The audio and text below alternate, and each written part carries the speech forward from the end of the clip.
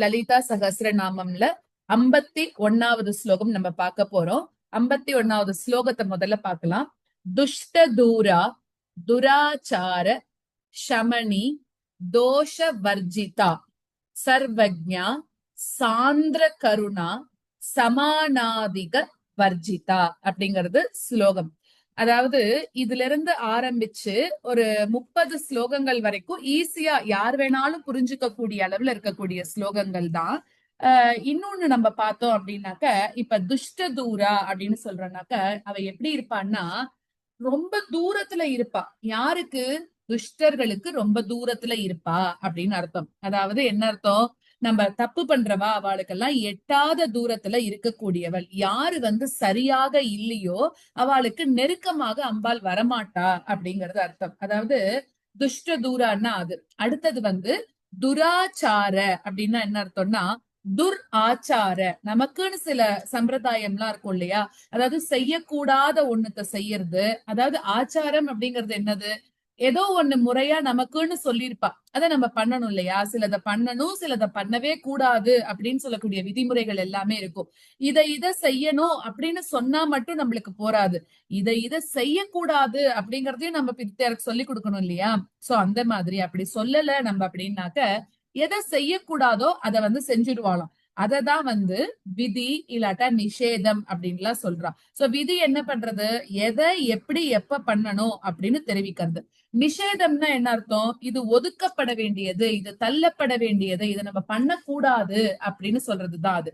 ஓகேவா? சோ அதனால துஷ்ட தூரா துராச்சார சமணி அப்படின்னு வரும்போது என்ன அர்த்தம்னா, துராச்சார சமணி அப்படின்னாக்க கெட்ட நடத்தை யாருக்காவது இருக்கு அப்படின்னாக்க அதை அடக்கக்கூடியவள் அப்படின்னு அர்த்தம். சாஸ்திரங்களுக்கு விரோதமான வழக்கம் அதுதான் துராச்சாரம் அப்படின்னு சொல்றோம். சோ அப்படியெல்லாம் இருக்கக்கூடியதை அடக்கக்கூடியவள் அப்படின்னு அர்த்தம். அடுத்தது தோஷ வர்ஜிதா அப்படின்னா என்ன?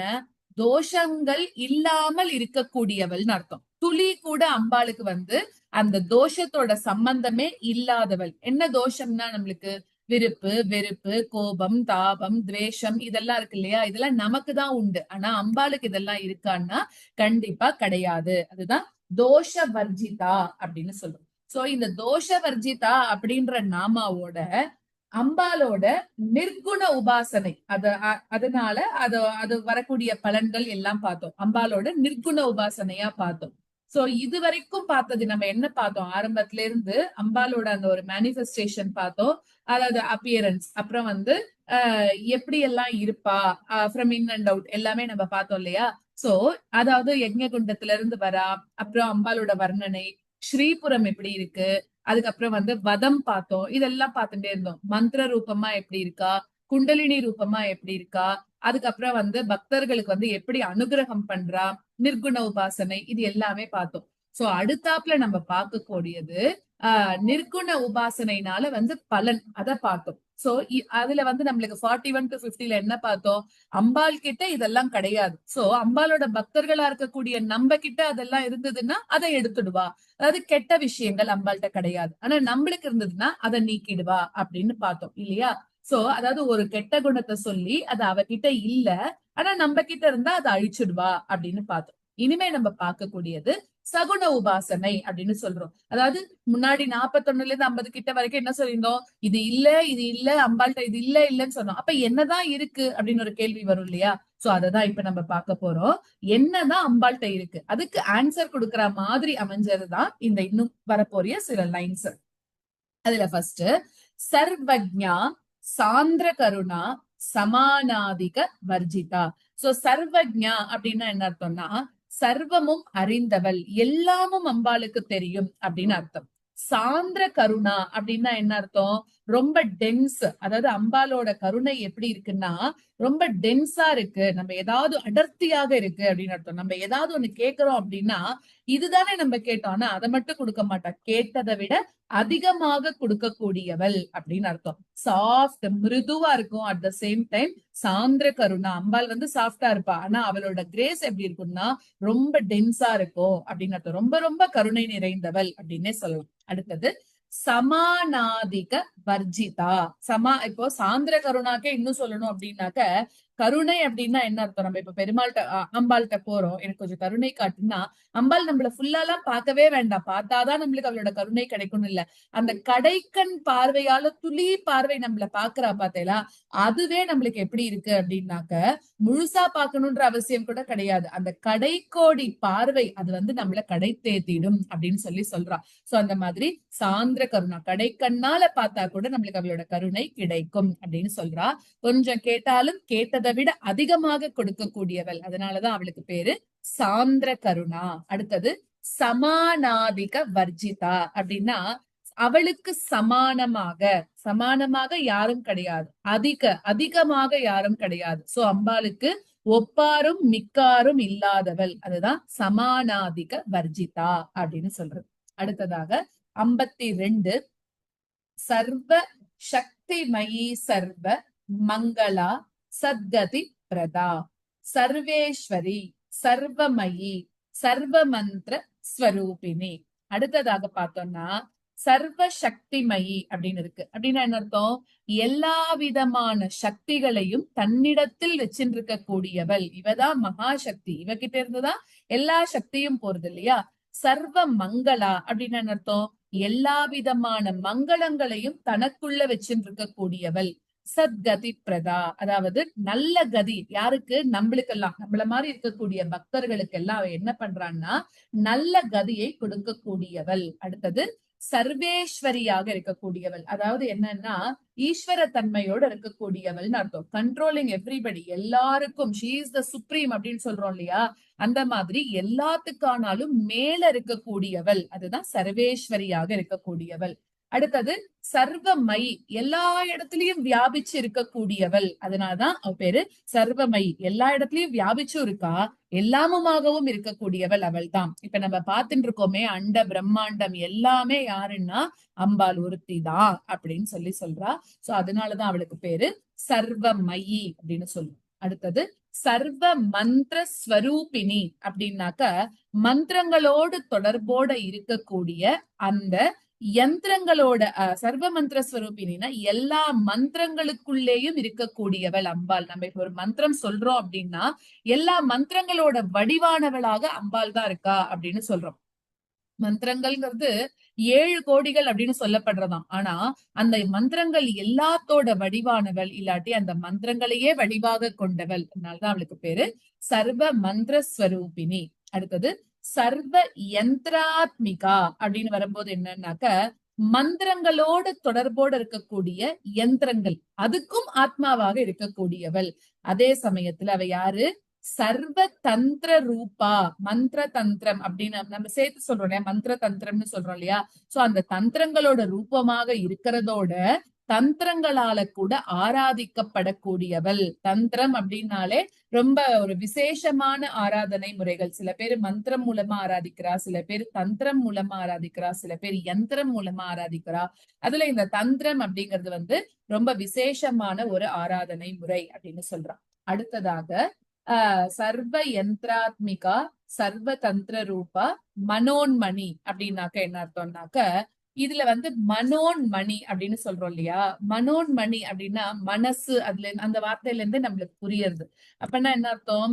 எங்க இருக்கான்னா நம்மளோட மனசுக்குள்ளதான் இருக்காளாம். அவ என்ன பண்றா? நம்மளோட மனசுல இருந்துட்டு அதாவது நம்மளோட மனச வந்து நல்வழிப்படுத்தி அழைச்சுன்னு போறா. அப்படின்னாக்கா நம்மளோட மனசு என்ன பண்ணும்? எங்கேயாவது அலை பாஞ்சுட்டே இருக்கும்ல. சோ அந்த மாதிரி அந்த அலப்பாயிர மனச நம்மளோட மனசுக்குள்ளவே இருந்துட்டு சரியான பாதையில வழி நடத்தி கொண்டு போக கூடியவள். சோ மனசுக்குள்ளவே அவ வசிச்சுட்டு இருக்கான்றதுனால அம்பாளுக்கு பேரு மனோன்மணி அப்படின்னு அர்த்தம். இன்னொரு அர்த்தமா சொல்லணும்னா மனத்துக்கு உண்மணி அப்படின்னு சொல்றா. அப்படின்னா என்ன அர்த்தம்? ஒரு நிலையை தரக்கூடியவள். உண்மணி அப்படின்னா அறியப்படக்கூடியவள்னு அர்த்தம். அதாவது நம்மளோட இதய கமலத்துல இருக்கக்கூடிய பரம்பொருளை நம்ம தியானம் பண்றோமே, அந்த நிலைதான் உண்மணி அப்படின்னு சொல்றோம். சோ பக்தர்களுக்கு அந்த பரம்பொருளை தெரிஞ்சுக்க கூடிய நிலையை ஏற்படுத்தி கொடுக்கக்கூடியவள், அதனால அவளுக்கு பேர் என்னது? மனோன்மணி அப்படின்னு அர்த்தம். இப்படி அந்த மனோன்மணியாக இருக்கக்கூடியவள். அடுத்தது மாகேஸ்வரியாகவும் இருக்கா. அப்படின்னு என்ன அர்த்தம்? மகா ஈஸ்வரி, எல்லாத்துக்கும் தலைவியாகவும் அம்பாள் தான் இருக்கா அப்படின்னு சொல்றோம். இன்னொன்னு மாகேஸ்வரினாக்க மகேஸ்வரரோட பத்தினி, அதனால அவளுக்கு பேரு வந்து பரமசிவனோட பத்தினிங்கிறதுனால அவளுக்கு பேரு வந்து மகேஸ்வரி அப்படின்னு பேரு வருது. அடுத்தது வந்து மகாதேவி அப்படின்னா என்ன அர்த்தம்னா ரொம்ப பெரியவள்னு அர்த்தம். மகாதேவினா இவளை விட பெரியவள் யாருமே கிடையாது அப்படிங்கிறதுதான் மகாதேவி அப்படின்னு சொல்றோம். அடுத்தது இன்னொன்னு இருக்கு. மகாதேவி அப்படின்னா அளவிட முடியாத அளவுக்கு ஒரு பெரிய சரீரத்தோட இருக்கக்கூடியவள் அப்படின்னு பேரு. இன்னொன்னு பார்த்தோம்னா சிவனோட ஒரு 8 வடிவங்கள்ல ஒருத்தர் தான் வந்து சந்திரன் அப்படின்னு சொல்றான். சோ இந்த உருவத்துல சிவனுக்கு மகாதேவன் அப்படின்னு ஒரு பேர் உண்டாம்.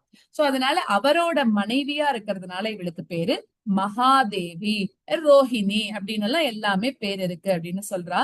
இன்னொரு இது சொல்லணும்னா நேபாளத்துல வந்து கண்டகி அப்படின்னு ஒரு ரிவர் ஓடுறது இல்லையா, அந்த கரையில இருக்கக்கூடிய சாலக்கிராம சக்கர தீர்த்தத்துல அதிர்ஷ்டமாக இருக்கக்கூடிய தேவிக்கு மகாதேவி அப்படின்னு பேரு அப்படின்னு சொல்றா. சோ மகாதேவின்னு எடுத்துட்டாலே நிறைய மீனிங் இருக்கு அதுக்கு. அடுத்தது மகாலட்சுமி அப்படின்னாக்க ரொம்ப பெரிய லக்ஷ்மி ஸ்வரூபமாக இருக்கக்கூடியவள் அப்படின்னு அர்த்தம். சோ அதுதான் மகாவிஷ்ணுவோட பத்தினியாக மகாலட்சுமி உருவாக இருக்கக்கூடியவள். அடுத்ததாக வந்து மிருடப்பிரியா, மகாலட்சுமி மிருடப்பிரியா அப்படின்னா மிருடன் அப்படின்னு சொல்லக்கூடிய ஒரு சிவன். நம்ம வந்து 41 to 50 நீங்க ஆடியோ கேட்டிருந்தீங்கன்னா தெரிஞ்சிருக்கும்.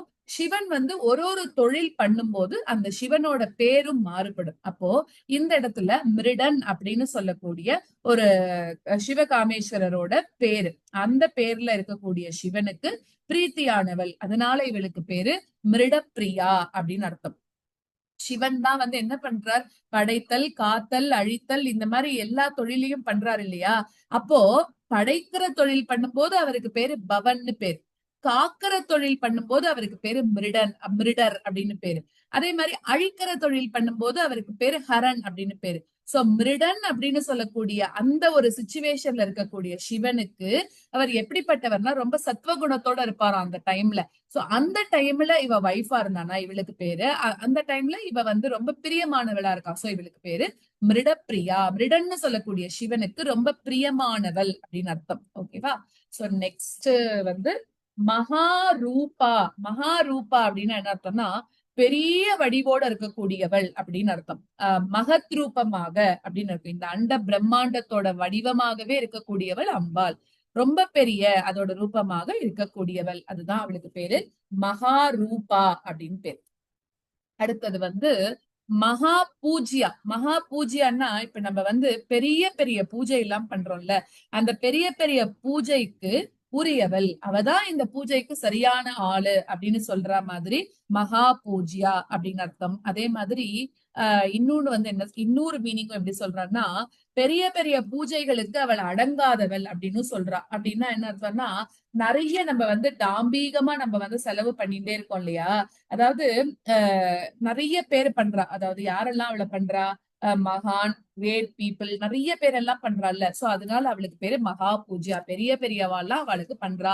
இன்னொன்னு பெரிய பெரிய பூஜைகளுக்கு அடங்காதவள்னா நம்ம குட்டியா மானசீகமா பண்ணா கூட அது அம்பாள் ஏத்துக்க கூடியவள் அப்படின்னா அதையே பெருசா நினைச்சு ஏத்துப்பாளாம். அடுத்தது வந்து இன்னொன்னு வந்து இப்போ அதாவது ஒரு ஒரு குட்டி பூஜை பண்றோம், ஒரு பெரிய பூஜை பண்றோம், இன்னொருத்தர் அதை விட பெரிய பூஜை பண்றான். சோ இப்படி எந்த வகையான பூஜை பண்ணினாலும் அம்பாளுக்கு முழுசாக பூஜை பண்ணிட்டோம் நம்ம நினைக்க முடியுமா அப்படின்னா எவ்வளோ பெரிய பூஜையானாலும் அதுக்கு ஆதாரமாக இருக்கக்கூடியவள் அவள்தான். சோ அந்த பூஜையினால ஆராதிக்கப்படக்கூடியவளும் அவள்தான். அதனால அவளுக்கு பேரு மகா பூஜ்யா அப்படின்னு பேரு. அடுத்தது பார்த்தோம்னா மகா பாதக நாசினி அப்படின்னா மகா பாதகம், பாதகம் அப்படின்னாலே ரொம்ப டேஞ்சர் அப்படின்னு அர்த்தம். சோ அந்த மாதிரி இருக்கக்கூடிய அந்த டேஞ்சர்ல இருந்து நம்மள காப்பாத்தக்கூடியவள் அப்படின்னு சொல்றோம். அதாவது நிறைய மகா பாபங்கள் நம்மள்ட்ட இருக்குமா, அது எல்லாத்தையும் போக்கடிக்க கூடியவள். எவ்வளவு பெரிய சிக்கல் வந்தாலும், எவ்வளவு பெரிய பாதகம் பிரச்சனை வந்தாலும் அது எல்லாத்தையும் போக்கடிக்க கூடியவள், நாசம் செய்யக்கூடியவளாக இருக்கக்கூடியவள். அதனால அவளுக்கு பேரு மகா பாதக நாசினி. அடுத்தது பார்த்தோம்னா மகா மாயா. மகா மாயான்னா என்ன அர்த்தம், ஒரு பெரிய மாயையாகவே இந்த இடத்துல இருந்துட்டு அவ என்ன பண்றா, இந்த உலகத்துல திரோபாவத்தை நடத்தக்கூடியவள் அப்படின்னு அர்த்தம்.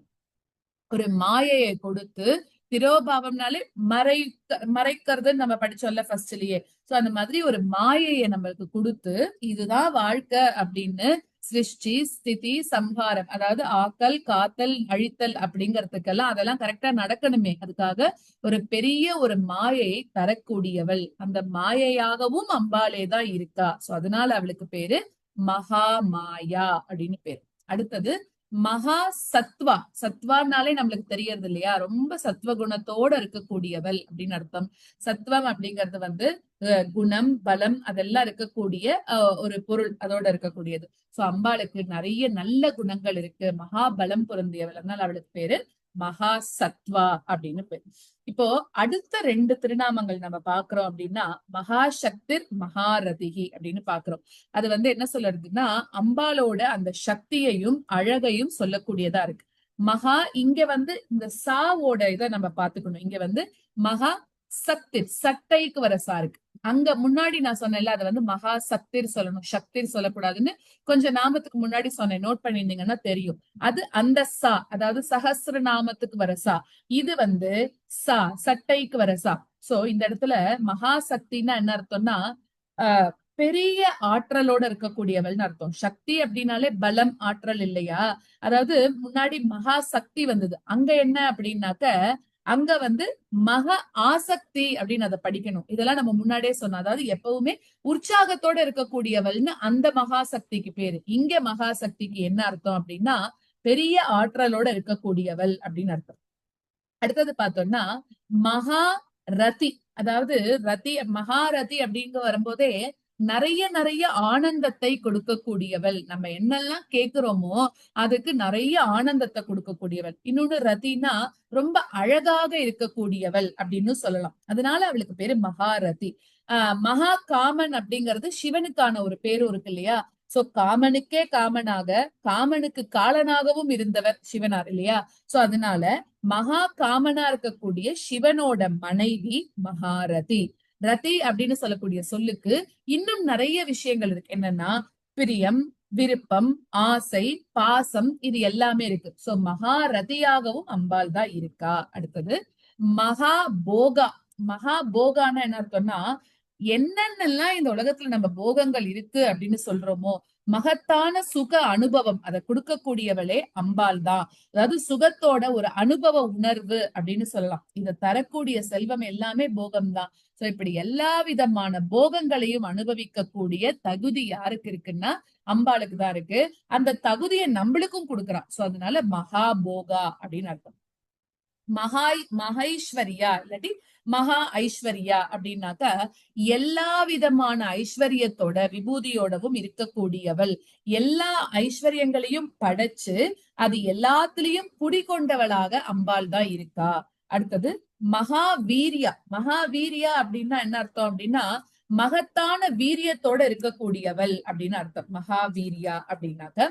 அடுத்தது வந்து மகாபலா. மகாபலா அப்படின்னு வரும்போது பலம் நிறைந்தவள் அப்படின்னு அர்த்தம். அடுத்தது மகா புத்தி அப்படின்னா எல்லா புத்தியும் எங்க இருக்கு அப்படின்னு நம்ம கேட்டோம்னா நம்ம கிட்ட எல்லாம் இருக்கா, இல்ல நமக்கு தெரிஞ்சவாழ்கிட்ட இருக்கான்னா இல்ல.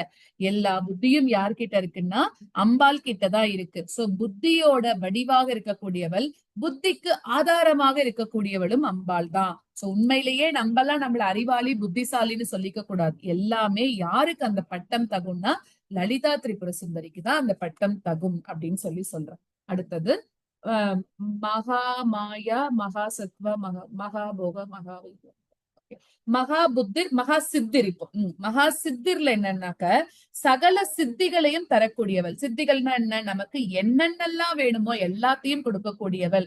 அஷ்டமா சித்தின்னு சொல்றோம் இல்லையா, அனிமா மகிமா லகிமா கரிமா பிராப்தி அப்படியெல்லாம் வருது இல்லையா. சோ அந்த மாதிரி இருக்கக்கூடிய அந்த அந்த அந்த மாதிரி இருக்கக்கூடிய சித்திகளை நம்மளுக்கு சித்திக்க செய்பவள். அதனால அவளுக்கு பேரு மகா சித்தி. மகா யோகேஸ்வரேஸ்வரி அப்படின்னா எல்லா யோகங்களுக்கும் ஆதாரமாகவும் அதுக்கெல்லாம் தலைவியாகவும் இருக்கக்கூடியவள் அப்படின்னு அர்த்தம். மகா தந்திரா, மகா மந்த்ரா, மகா யந்திரா. அதாவது இப்ப நம்ம சொல்றோம் இல்லையா, இதோட இந்த இந்த இதெல்லாம் வருதுல மகா மந்த்ரா மகாதந்திரா, மகாயந்திரா, மகாசனா அப்படின்னு வரும்போது அதாவது ஏற்கனவே நம்ம இதெல்லாம் பார்த்துட்டோம். மந்திர ரூபமாக இருக்கா, தந்திர ரூபமாக இருக்கா, யந்திர ரூபமாக இருக்கா அப்படின்னு சொல்லிட்டு. சோ தந்திர ரூபமாக இருக்கக்கூடியவள் தான் மகா தந்திரமாகவும் மகா யந்திரமாகவும் இருந்துட்டு இருக்கா அப்படின்னு பாக்குறோம். அடுத்தது மகா சனா அப்படின்னாக்க என்ன அர்த்தம்? மகா அப்படின்னாலே பெரிய அப்படின்னு தானே அர்த்தம். சோ மகாசனா அம்பாள் எங்க உட்கார்ந்துட்டு இருக்கா? பெரிய சிம்ஹாசனத்துல அம்பாள் உட்கார்ந்துட்டு இருக்கா அப்படின்னு அர்த்தம். அவளுக்குன்னு ஒரு பெரிய சிம்ஹாசனம், தத்துவங்கள் எல்லாமே அவளுக்கு ஆசனமாக இருக்கு இல்லையா? சோ அதுவே அவளுக்கு ஒரு பெரிய ஆசனம் அப்படிங்கிறா. அடுத்தது மகா யாக கிரமாராத்யா அப்படின்னா பெரிய பெரிய யாகங்கள்னால ஆராதனை செய்யப்படக்கூடியவள். நம்ம அம்பாளுக்கு மகா யாகம்னு சொல்லக்கூடிய ஒரு முறையினால ஆராதிக்கணும் அம்பாளை. சோ அப்படி ஆராதிக்கப்படக்கூடியவள் அப்படின்னு சொல்றா. அதாவது மகா யாகம் அப்படின்னு சொல்லக்கூடிய அந்த ஆராதனை முறை தேவியோட பரிவாரங்களா இருக்கக்கூடிய 64 யோகினிகளோட சேர்த்து இந்த தேவியை ஆராதிக்கக்கூடிய யாகம், அதுதான் மகா யாகம் அப்படின்றா. சோ அந்த முறையினால ஆராதிக்கப்படக்கூடியவள் அப்படின்னு சொல்றா. சோ இந்த மகா யாகம் இந்த மாதிரி இருக்கக்கூடிய ஆராதனை வழிகளை விட சீக்கிரமாக அந்த பலத்தை, அந்த பலம், நம்ம எதிர்பார்க்கிற பலன் சீக்கிரமாக கிடைக்கும் அப்படின்னு சொல்றா. அடுத்தது மகா பைரவ பூஜிதா. மகா பைரவ பூஜிதா அப்படின்னு வரும்போது என்ன அர்த்தம் அப்படின்னாக்க பைரவரால பூஜிக்கப்படக்கூடியவள் அப்படின்னு அர்த்தம். பைரவர் அதுவும் சிவனோட ஒரு இதுதான் இல்லையா? சோ அந்த பைரவரால பூஜிக்கப்படக்கூடியவள் அப்படின்னு அர்த்தம். அடுத்ததா மகேஸ்வர மகாகல்ப மகா தாண்டவ சாட்சினி. ஒரு நிமிஷம். அதாவது மகா பைரவ பூஜிதா அப்படின்னா பைரவர்கள்னா யாருன்னா அந்த சிவனோட உருவமாகவே வந்த ஒரு 8 பேர் இருக்கா அப்படின்னு அஷ்ட பைரவர்கள் அப்படின்னு சொல்றோம் இல்லையா?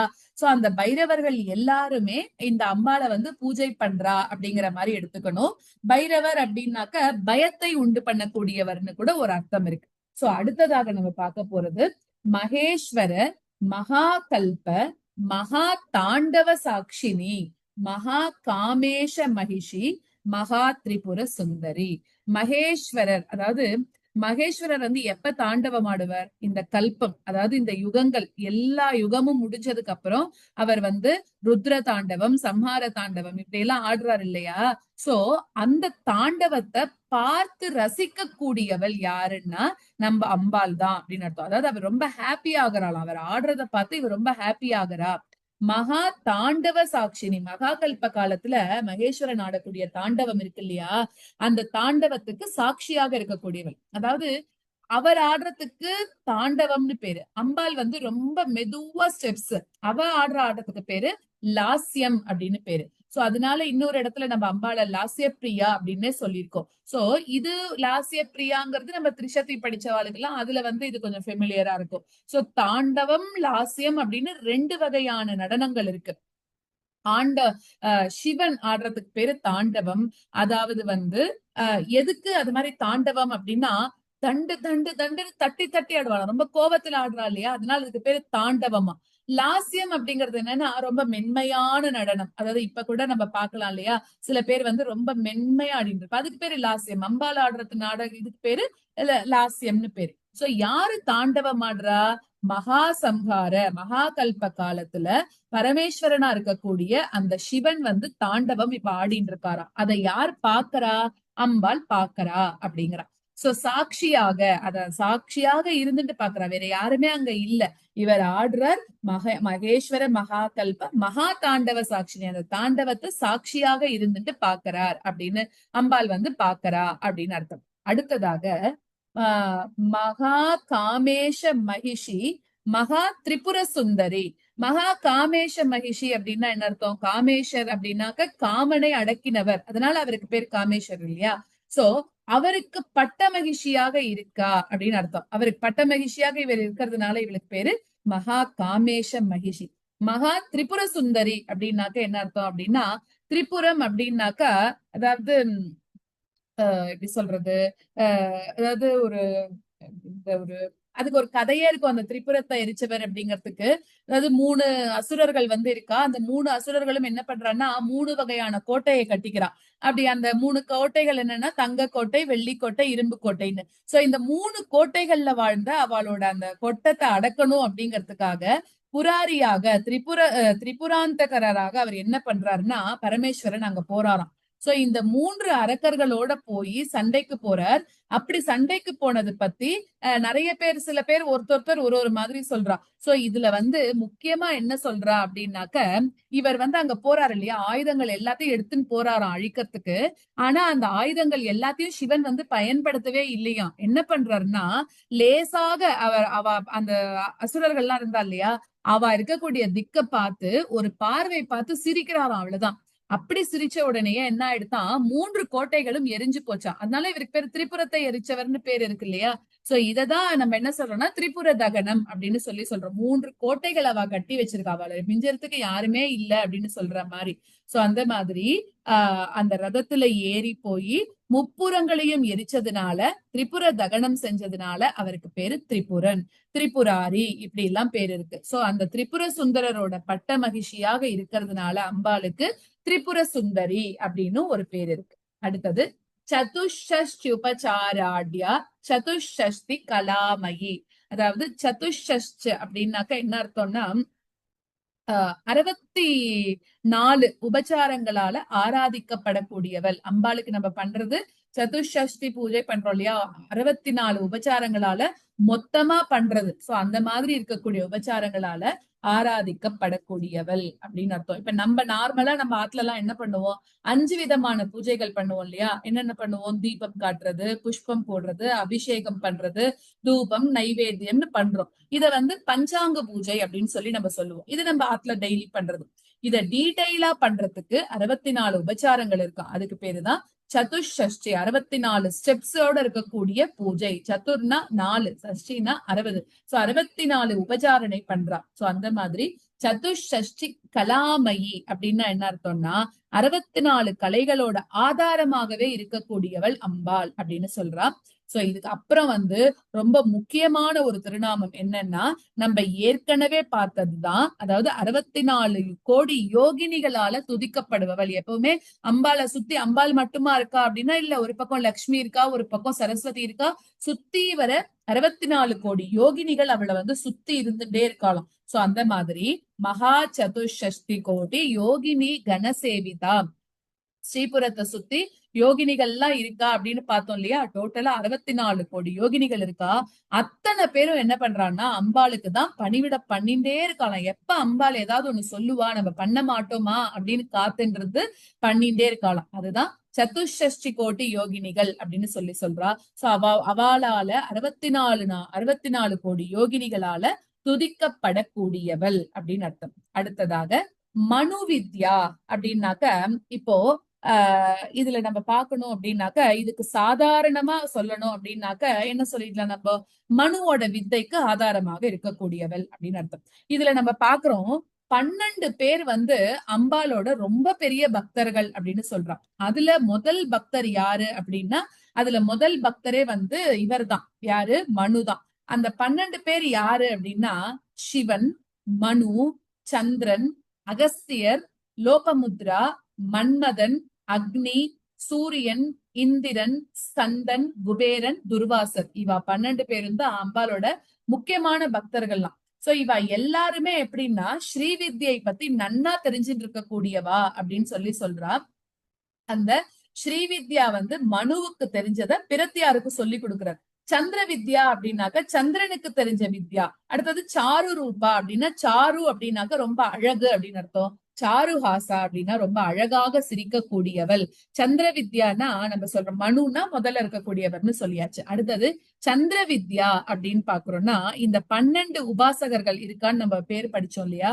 அந்த 12 உபாசகர்கள்ல அடுத்தது யாருன்னா சந்திரனம். சோ சந்திரனோட வித்யை, அவருக்கு சில வித்யை தெரிஞ்சிருக்கும் இல்லையா, அந்த வித்யைக்கெல்லாம் ஆதாரமாக இருக்கக்கூடியவள் யாருன்னா அம்பாள் தான். அடுத்தது சந்திர மண்டல மத்தியகா அப்படின்னா சந்திர மண்டலத்துக்கு நடுவுல இருக்கக்கூடியவள் அப்படின்னு அர்த்தம். சோ இப்ப இந்த இடத்துல நம்ம பாக்குறோம் அதாவது சகசிரார பத்மத்துக்கு மேல சந்திரனாக இருந்து அமுத கிரணங்களை பொழியக்கூடியவள் அம்பாள் அப்படின்றது இதுக்கு அர்த்தம். சந்திரமண்டலம் அப்படின்னு யோக சாஸ்திரங்கள்ல எதை சொல்றது அப்படின்னு சொன்னாக்க, சகசிரார கமலத்துக்கு மேல இருக்கக்கூடிய பிரகாசமான பிரதேசம். அம்பாள் அங்க இருந்தாதான் அந்த அமுத கிரணங்கள் பொழியும். இதை நம்ம ஏற்கனவே நம்ம எங்க பார்த்தோம், நம்மளுக்கு உள்ளுக்குள்ள குண்டலினி அப்படின்னு சொல்லக்கூடிய ஒரு சக்தி இருக்கும். அந்த குண்டலினியை நம்ம என்ன பண்ணணும், நமக்கு இருக்கக்கூடிய 6 சக்கரங்கள் வழியாக மேல எடுத்துட்டு போகணும். அதுல நிறைய கிரந்தி எல்லாம் வரும் நடுவுல, பிரம்ம கிரந்தி, ருத்ர கிரந்தி அப்படி எல்லாம் வரும்ல. அது எல்லாத்தையும் அதுல முடிச்சு, அந்த ஒரு முடிச்சுக்களையா அவுத்துண்டு அம்பால நம்ம அங்க மேல கொண்டு போய் சிவனோட சேர்க்கிறோம் இல்லையா.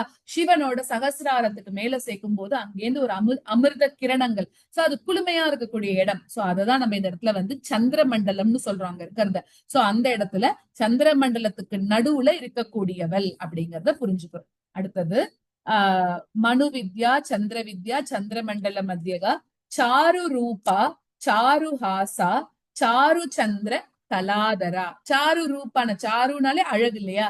சோ அழகான உருவத்தோட இருக்கக்கூடியவள் அப்படின்னு அர்த்தம். திரிபுர சுந்தரி சொல்றோம், அதுவே ஒரு அழகான பேரு. லலிதா சொல்றோம், அது ஒரு அழகான பேரு. சுந்தரி சொல்றோம். இந்த மாதிரி எல்லாமே அவளோட அழகை வர்ணிக்கக்கூடிய நாமாக்கள் தான். இந்த மாதிரி சாரு ரூபா, அழகான உருவத்தோட இருக்கக்கூடியவள். அடுத்தது சாரு ஹாசா அப்படின்னா, ஹாசம்னா சிரிக்கிறது. சோ அழகான ஒரு புன் சிரிப்போட இருக்கக்கூடியவள் அப்படின்னு சொல்றோம். அடுத்ததாக சாரு ரூபா, சாரு ஹாசா, சாரு சந்திர கலாதரா. அதாவது வளர்றது, தேயறது அப்படின்னு இருக்கிறது எல்லாமே சந்திரனுக்கு இருக்கக்கூடிய குணங்களா இருக்கு. சாரு சந்திரன் அப்படின்னா வளர்ச்சியோ தேய்மானமோ இல்லாத சந்திரன், எப்பவுமே பூர்ணமாக இருக்கக்கூடிய சந்திரன். பக்தர்களுக்கு எப்பவுமே தன்னோட ஒளிய பூரணமாக தந்து கொண்டிருக்கக்கூடியவள் அம்பாள் அப்படின்னு சொல்றோம். அது மட்டும் இல்லாம அழகான சந்திர கலையை தன்னோட சிரசுல தரிச்சவள் அப்படின்னு சொல்றோம். அதாவது இந்த இடத்துல சாரு அப்படிங்கிற பதத்துக்கு வளர்வு தேய்வு இல்லாத அப்படின்னு அர்த்தம். சோ அந்த மாதிரி மாறுதல் இல்லாத சந்திரகலைக்கு ஆதாரமாக இருக்கக்கூடியவள் அப்படிங்கிறது ஒரு தத்துவமாக சொல்லப்படுறது. அடுத்தது சராச்சர ஜெகநாதா. சராச்சர ஜெகநாதான்னு என்ன அர்த்தம், இங்க இருக்கக்கூடிய சராச்சரம் அதாவது தாவரம் ஜங்கமம் இது எல்லாத்துக்குமே ஆதாரமாக இருக்கக்கூடியவள். புல்லிலிருந்து பிரம்மாலிருந்து புல்லிலிருந்து பூச்சி வரைக்கும் படைச்சவள் அம்பாள் தானே. சோ அதனால எல்லாத்துக்கும் ஆதாரமாக இருக்கக்கூடியவள் அவள் தான். அடுத்தது சக்கரராஜ நிகேதனா அப்படின்னா, ஸ்ரீ சக்கரம் இருக்கே, அந்த ஸ்ரீ சக்கரத்தையே தன்னோட இருப்பிடமாக வச்சுருக்க கூடியவள். அதே மாதிரி இப்ப நம்ம பாக்குறோம், அதாவது அம்பாலோட ரதம் நம்ம முன்னாடி பார்த்தோம்ல, ஒருத்தரோட கேய சக்கர ரதாரூடா அப்படி எல்லாம் பார்த்துட்டே வந்தோம்ல.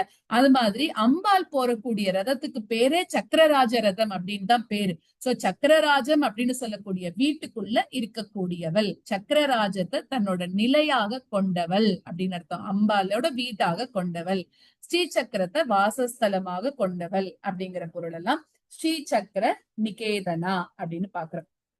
அடுத்தது பார்வதி பத்மநயனா பத்மராக சமப்பிரபா. இந்த பார்வதி அப்படிங்கிற பேரு அவ்வளோ ஒரு அழகான பேரா. ஆதிசங்கருக்கு இந்த பேருனா ரொம்ப பிடிக்குமா. அதனால எல்லா இடத்துலயும் இந்த பார்வதின்ற பேரை சொல்லாம இருக்கவே மாட்டாராம். அவர் எங்கெல்லாம் அம்பாளை பத்தி சொல்லணும்னு நினைக்கிறாரு, அதுவும் சௌந்தரிய லகரியில எல்லாம் மொத்தத்துக்கு மொத்தம் இதையேதான் சொல்லியிருப்பாரு அப்படின்றா. ஹிமவானோட மகளாக இருக்கக்கூடியவள் அப்படின்னு அர்த்தம். சோ ஏதாவது ஒரு வகையில இந்த பார்வதிய பேரை கொண்டு விட்டுருவாராம் அந்த இடத்துல. அதே மாதிரி பார்வதி அப்படின்னாக்க என்ன அர்த்தம்னா, பர்வதராஜன் மலையரசனா இருக்கக்கூடிய ஹிமவானோட குமாரி அப்படின்னு அர்த்தம். திருக்குமாரத்தியாக இருக்கக்கூடியவள் அப்படின்னு அர்த்தம் பார்வதி. அடுத்தது பத்மநயனா. பத்மநயனான்னா என்ன அர்த்தம்னா, தாமரை மாதிரி கண்களோட இருக்கக்கூடியவள் பத்மநயனா. பத்மராக சமப்பிரபா. அதாவது பத்மராகம் அப்படிங்கிறது என்னதுன்னா, ஒரு புஷ்பராகம் மாதிரி இருக்கக்கூடிய ஒரு நவரத்தினம். அந்த பத்மராகம் எவ்வளவு பிரகாசம் தருமோ அவ்வளவு பிரகாசத்துக்கு சமமாக அம்பாள் ஜொலிக்க கூடியவள். அதனால அவளுக்கு பேரு பத்மராக சமப்பிரபா. சோ இன்னைக்கு நம்ம 51 இருந்து 60 வரைக்கும் இருக்கக்கூடிய நாமாக்கள், அதோட அர்த்தத்தை தெரிஞ்சுக்கணும். அடுத்த கிளாஸ்ல இன்னும் எவ்வளவு முடியுமோ அவ்வளவு பார்க்கலாம்.